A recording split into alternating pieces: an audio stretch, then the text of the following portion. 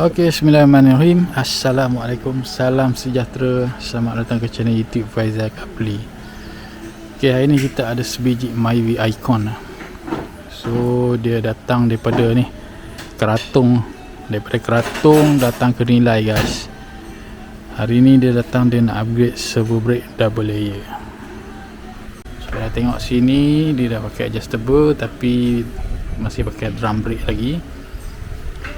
Lepas tu yang depan ni dia dah upgrade Honda punya 11 inci. So dia kata brake dia akan jadi ke dalam bila tekan brake. Jadi tak apa, lagi kita akan buat balik dia punya brake dia. Kita tengok spring belah sini dia keras, tapi ada juga lah free play dia. Yang ni pun nak kena set up balik lah. So kemudian lah owner buat sendiri. Jadi nak pasang servo tu kita akan buka dia punya intake semua lah. Baru senang servo tu masuk. Jadi servo kita akan pakai model Honda atau Honda apa, half cut punya. Lepas tu dia punya master pump dia dah siap servis semua, tabung dia semua. Ini jenis tabung dia pendek sikit. So sesuai lah untuk Myvi. Banyakkan kita pasang jenis ni lah, cari yang tabung dia pendek macam ni. Ada juga tabung panjang tapi takut sangkut dia punya apa, stroke bar tu kan, depan lah. So yang ni dia mudah sikit kerja sebab dia tak ada hose power steering. Yang ni dia pakai EPS. Lepas tu dia ada ABS, right? So dia ada 2 pipe lah. Kalau tak ada ABS dia akan jadi 3 pipe. Okey, tanpa melengahkan masa lagi, jom kita start. Okey, so dia punya servo pun kita dah bawa keluar. Jadi sebelum kita masuk servo, lepas masuk servo, sebelum masuk master pump, kita kena bengkok pipe dia.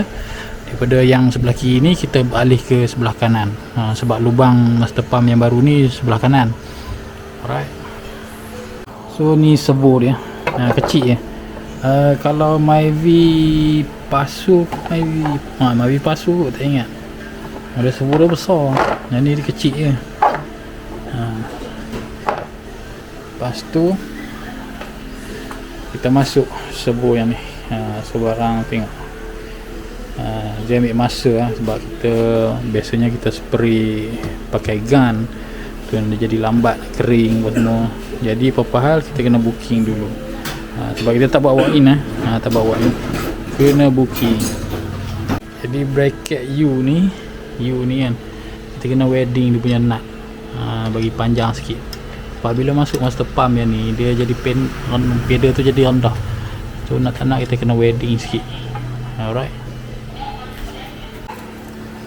Ok, so tengok kita dah masuk master pump. Pipe yang tadi belah kiri kita alih ke belah kanan. Lepas tu wire sensor kita kena sambung lah. Sambung wire sensor masuk balik dekat dia punya soket. Kita kemaskan. Ok, so kita dah siap komplit sekali dengan wiring semualah. Wiring, pipe pun semua, master pump, servo dah siap. Itu cara dia. Kalau Myvi ni senang sikit. Myvi yang first model tu pisang lah. Jadi kita masuk balik lah, total body, dia punya intake semua, macam biasa. Injector lah, semua bagaian pasang balik. Macam mana kita buka tadi, macam tu kita pasang. Ok, Alhamdulillah kita dah siap pasang. So dah siap bleeding 4 tayar. Ok, rim pun dah masuk. Check aku ada leaking ke apa ke. Ok, dah complete. Ok, lepas tu kita pergi test. Alright. Ok, jom kita test. Alright. So owner ni daripada mana bang? Daripada Muazzam. Muazzam. Ok, try brake ni lah. Ok lah. Padu lah. Padu.